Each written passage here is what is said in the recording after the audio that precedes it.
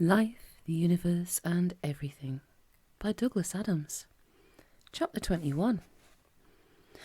The longest and most destructive party ever held is now into its fourth generation, and still no one shows any signs of leaving. Somebody did once look at his watch, but that was 11 years ago now, and there has been no follow-up. The mess is extraordinary, and has to be seen to be believed, but if you don't have any particular need to believe it, then don't go and look, because you won't enjoy it. There have recently been some bangs and flashes up in the clouds, and there is one theory that this is a battle being fought between the fleets of several rival carpet cleaning companies who are hovering over the thing like vultures. But you shouldn't believe everything you hear at parties, and particularly not anything you hear at this one.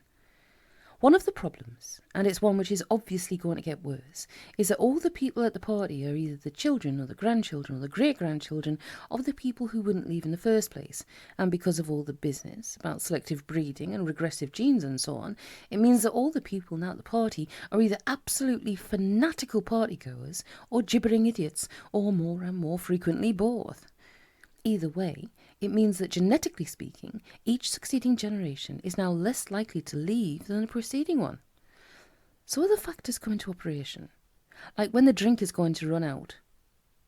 Now, because of certain things which have happened which seemed like a good idea at the time, and one of the problems with a party which never stops is that all the things which only seem like a good idea at parties continue to seem like good ideas, the point seems still to be a long way off.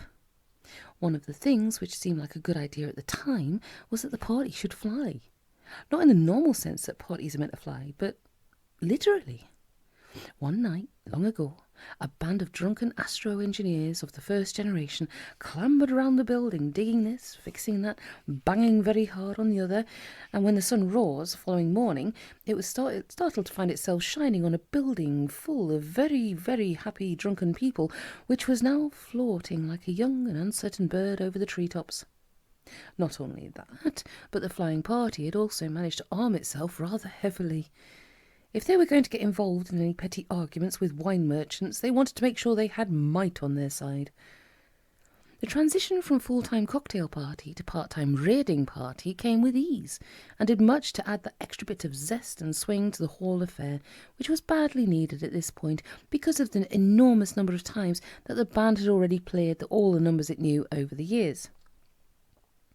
They looted, they raided, they held whole cities to ransom for fresh supplies of cheese crackers, avocado dip, spare ribs, and wines and spirits, which would now get piped aboard from floating tankers. The problem of when the drink is going to run out is, however, going to have to be faced one day. The planet over which they are floating is no longer the planet it was when they first started floating over it. It's in bad shape. The party has attacked and raided an awful lot of it, and no one has ever succeeded in hitting it back because of the erratic and unpredictable way in which it lurches around the sky. It is one hell of a party. It is also one hell of a thing to get hit by in the small of a back.